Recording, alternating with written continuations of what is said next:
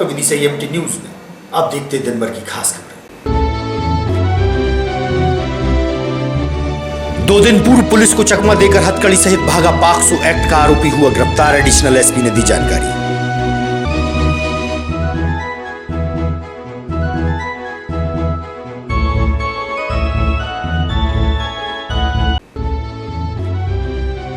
विद्युत short circuit के कारण महलघाट क्षेत्र में खेत में लगी आग। क्षेत्रीय लोग व फायर ब्रिगेड की मदद से आग पर पाया गया काबू।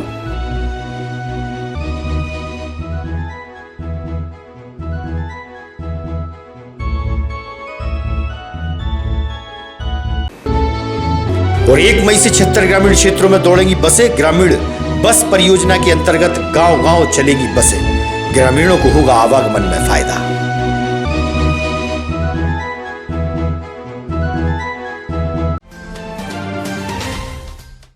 अब खबर विस्तार से। कलेक्ट्रेट के सभागार में कलेक्टर उमाशंकर भार्गव, एसपी मोनिका शुक्ला एवं परिवहन कमिश्नर द्वारा पत्रकार वार्ता के दौरान बताया गया कि 1 मई से 76 ग्रामीण क्षेत्रों में ग्रामीण बस परियोजना के अंतर्गत बसें चलाने के लिए प्रोजेक्ट पायलट तैयार हो गया है। अब गांव-गांव बसें चलेंगी और ग्रामीण बस सेवा का लाभ उठाएंगे। परिवहन विभाग के वरिष्ठ अधिकारी भी इस मौके पर मौजूद रहे। तो 2000 पैसेंजर किलोमीटर प्रतिदिन चलाते हुए आपको महीने भर की इनकम जो है 9000 हो जाएगी। जो 9000 रुपये आपको 6 महीने के एंड में चेक बना के आप पर पॉइंट, ये हमने बड़ा अच्छे से इनपुट लेके और मैथमेटिकल कैलकुलेशन आप लोगों के सुझावों के बेस पे जो भोपाल में मीटिंग हुई थी, प्रत्येक पॉइंट का कीमत होगा 15 पैसे किलोमीटर प्रति माह। अब हमने इन 60,000 पैसेंजर किलोमीटर को क्रेडिट पॉइंट कहा है। सार्वजनिक परिवहनों के लिए परमिट देंगे। 7 पैसेंजर की भी हो सकती है गाड़ी, 20 की भी हो सकती है, 15 की भी हो सकती है। उनको अपना जो सामान्य टैक्स होता है, शुल्क होता है मंथली, वो नहीं देना पड़ेगा। न सिर्फ वो शुल्क नहीं देना पड़ेगा बल्कि उन क्षेत्रों पर गाड़ी चलाने के लिए सरकार उनको प्रोत्साहन राशि देगी। उस प्रोत्साहन राशि का कैलकुलेशन आरटीसी मॉडल जो हमने कहा है, रूरल ट्रांसपोर्ट क्रेडिट, मोटे तौर पर यदि आपने 20 सीटर गाड़ी चलाई है और 100 किलोमीटर पर डे के हिसाब से चलाई है तो औसतन आपको 9000 रुपये प्रति माह की प्रोत्साहन राशि परिवहन विभाग 6 महीने के अंत में देगा। इससे क्या होगा कि हम ज़्यादा से ज़्यादा लोगों को प्रोत्साहित कर पाएंगे कि इन ग्रामीण इलाकों में अपनी गाड़ियाँ चलाएं। उससे 2 तरह के फ़ायदे होंगे। न सिर्फ वो ग्रामीण भाई बहन जिनके पास अभी सार्वजनिक परिवहन की सुविधा नहीं है, वे आने जाने के लिए उनको सुविधा मिलेगी, बल्कि जो मेन रूट पर गाड़ियाँ चल रही हैं और उनको अंतिम बिंदुओं तक जाने के लिए सुविधा नहीं है, तो वो भी अंत तक जा पाएंगे।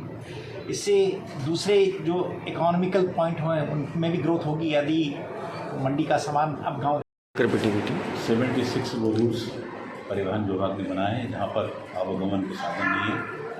माननीय मुख्यमंत्री जी ये चाहते हैं कि हमारे समाज के अंतिम व्यक्ति गांव-गांव में संपन्न लोगों के पास तो साधन है, मगर आज भी समाज के वो अंतिम छोटे व्यक्तियों के लिए आवागमन में असुविधा होती है।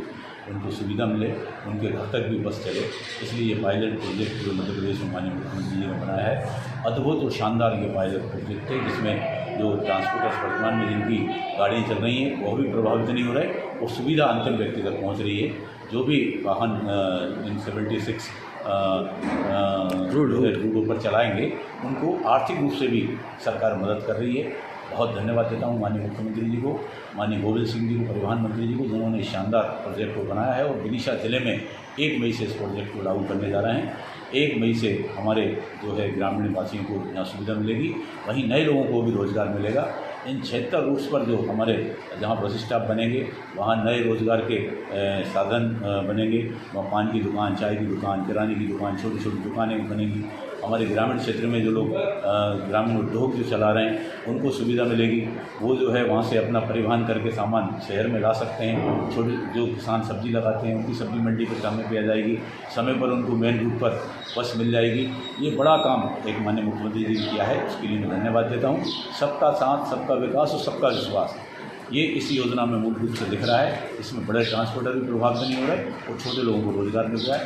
बहुत हृदय से धन्यवाद मध्य प्रदेश शासन को। माननीय ये हमारे माननीय मुख्यमंत्री जी की ये सोच है कि जो ग्रामीण क्षेत्रों में बसें नहीं चलती और ग्रामीण जो परिवहन से अछूते रह जाते हैं उनको भी परिवहन सुविधा उपलब्ध कराएं। इसमें शासन का बहुत अच्छा पहल दी है उन्होंने कि टैक्स माफ़ किया उन्होंने, और भी इनिशिएटिव देने की उन्होंने योजना बनाई। उस संबंध में जो बैठक थी, हम पूरे जिले के बस ऑपरेटर आज ठीक है। शहर के व्यापारियों ने बढ़ रही चोरी की घटनाओं को लेकर और चोरों की धरपकड़ हेतु 2 दिन पूर्व पुलिस कप्तान को ज्ञापन सौंपा था। वहीं आज गुलाबगंज सहित शहर के लोगों ने बढ़ती चोरियों पर अंकुश हेतु एडिशनल एसपी समीर यादव को ज्ञापन सौंपा है एवं चोरी हुए सामान की बरामदी की बात उन्होंने पुलिस प्रशासन से कही है।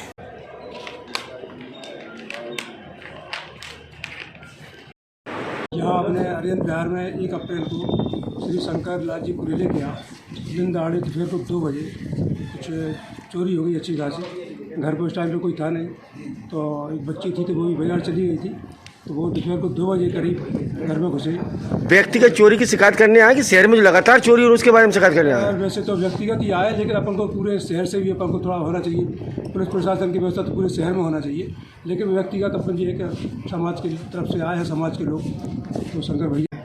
आज यहाँ पर गौरी समाज विदिशा और गुलाबगंज के एक प्रतिनिधिमंडल हमारे एसपी साहब से मिलने आया है, क्योंकि हमारे समाज के श्री शंकर कुरेली जी जो सीईओ नटेरन में हैं, वो आर्यन बिहार में रहते हैं और 1 तारीख को दिन दहाड़े उनके घर पर चोरी हो जाती है और इसके बाद ये उसका कोई सुराग पुलिस के द्वारा नहीं लगता है, ना ही माल बरामद होता है। तो हमारी पुलिस अधीक्षक महोदय से भी निवेदन है, पुलिस प्रशासन से महोदय से निवेदन है, जिला प्रशासन से निवेदन है कि विदिशा में सुरक्षा की पुख्ता व्यवस्था की जाए, जिसमें ऐसी घटना कभी ना घटें और जल्दी से जल्दी अपराधियों को पकड़कर माल की बरामदी की जाए। इसी उद्देश्य से हम लोग यहाँ आए हैं। कितने लाख की चोरी हुई थी उनके यहाँ का लगभग 4-5 लाख के जेवर थे, 5 लाख रुपए के जेवर थे और नकदी पैसे भी थे।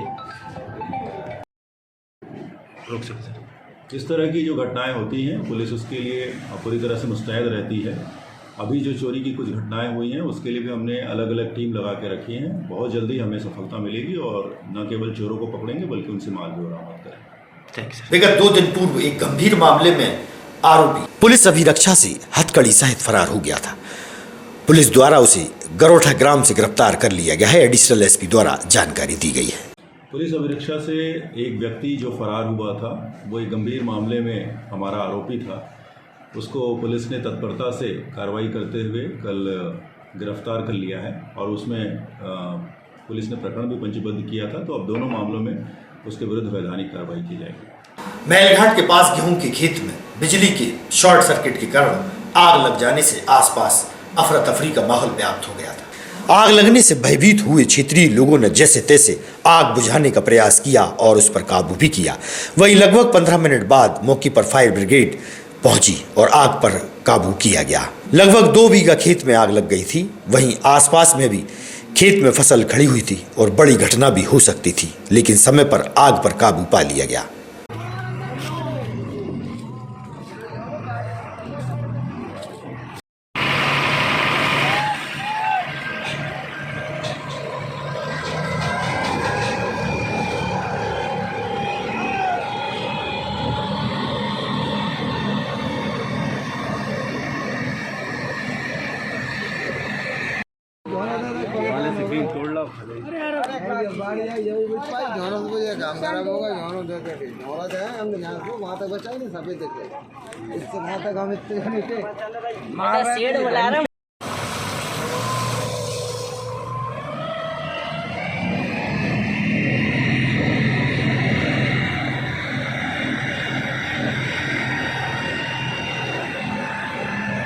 लगी थी सर जी इस कारण से लगी थी, यहाँ पे बिजली के तार लूज हैं, इन पे बागीचों में ध्यान नहीं दे रहे हैं वो लोग, तो इस कारण से जहाँ फसलें होती हैं बगल में अगल बगल वालों की भी ज़मीनें लगी हुई हैं। आग कैसे लगी? आग कैसे लगी? तार के जरिए से लगी, तार लूज कारण से हवा चलने से स्पार्किंग हो गई है।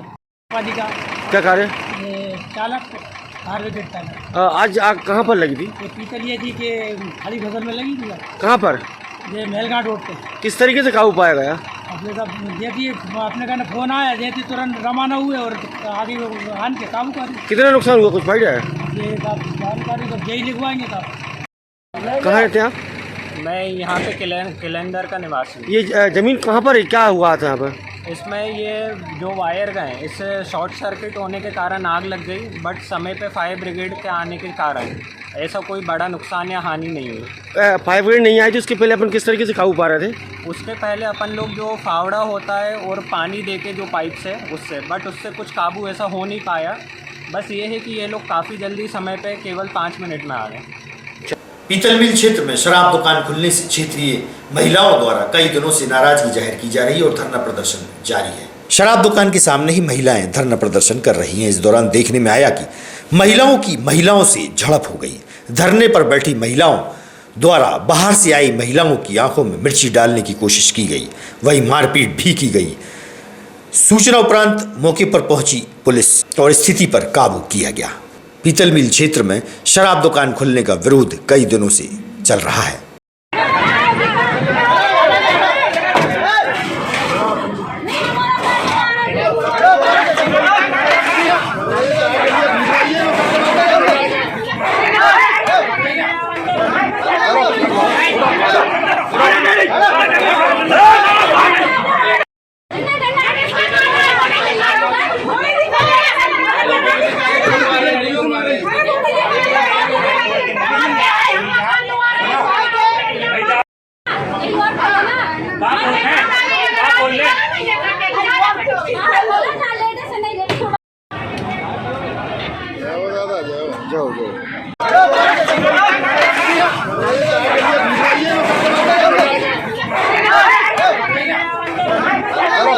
खुलेगी तो बिल्कुल मारेगी। हमारे बच्चों को भविष्य नहीं दिखा रहा। नाम क्या है आपका? मैं नहीं बोल रही। अरे रहती कहाँ है आप? मैं तो बस्ती में रहता हूँ। तो किस बात को लेके विवाद हो रहा है यहाँ पर? दारू को ठेका कोई वजह पे विवाद हो रहा है। क्या हुआ फिर यहाँ पर? ये लेने से खड़ी थी, इन्हें धक्का दो, मारो, कौन खोल रहा है? शराब की दुकान कौन खुलवा रहा है? शराब की दुकान कौन खुलवा रहा है? सरपंच साहब अनुज और रवि, अनुज लोधी, रवि लोधी। ये कौन सी पार्टी में रहते हैं? हमें पार्टी कोई मतलब नहीं है। ये भार्गव जी के साथ है मनोज के भाई। अच्छा। और हमें मोड़ा मरवा डाले, हमें मरवा डाले। तो शराब की दुकान जब खुल जाएगी क्या दिक्कत होगी आपको? हमने बच्चा और हमने आज मोबाइल में मोड़ने के सरंगी का पीछे बब्बा महाराज को मत ले रहे हैं।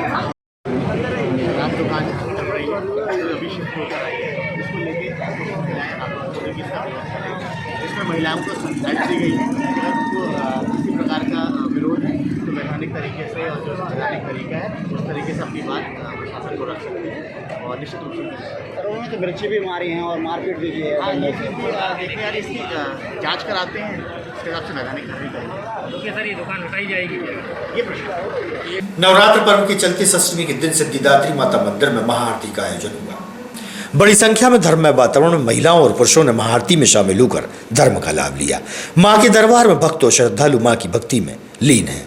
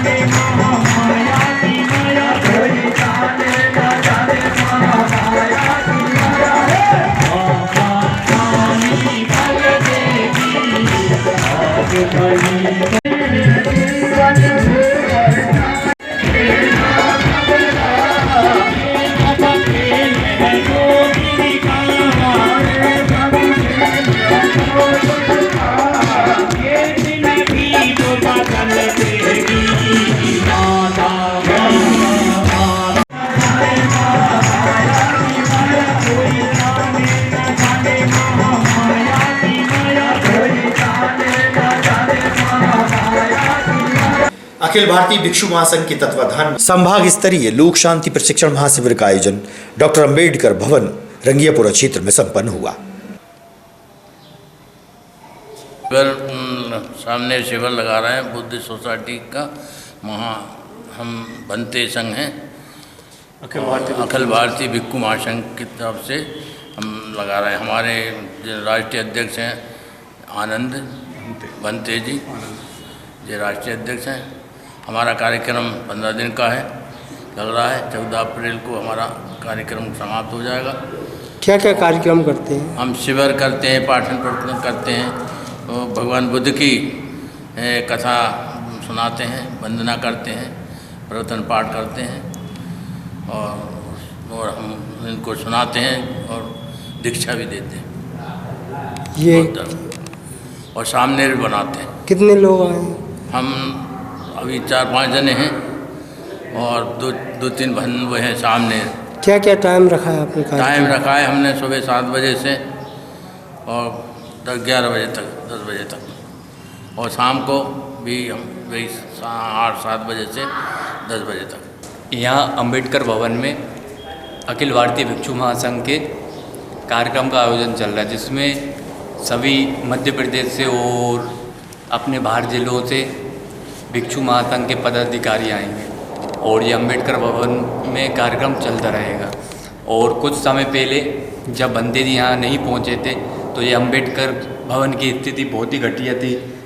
पूरे अंबेडकर भवन में गंदगी पड़ी थी, ना कोई नगर पालिका के कर्मचारी यहाँ आते, ना कोई नगर पालिका के अधिकारी यहाँ आते। तो ये बंदे जी आए, अपने खुद के खर्चे से इसकी मरम्मत की, लाइट लगवाई, पुताई कराई, और यहाँ का प्रशासन कोई सहयोग नहीं करता। आज की खबरों में बस इतना ही। आगामी खबरों के लिए आप देखते रहिएगा विदिशा न्यूज़। अगर आप ये वीडियो फेसबुक पर देख रहे हैं तो लाइक जरूर करें और ज्यादा से ज्यादा शेयर करें। धन्यवाद। अगर आप ये वीडियो फेसबुक पर देख रहे हैं तो लाइक जरूर करें और ज्यादा से ज्यादा शेयर करें। धन्यवाद।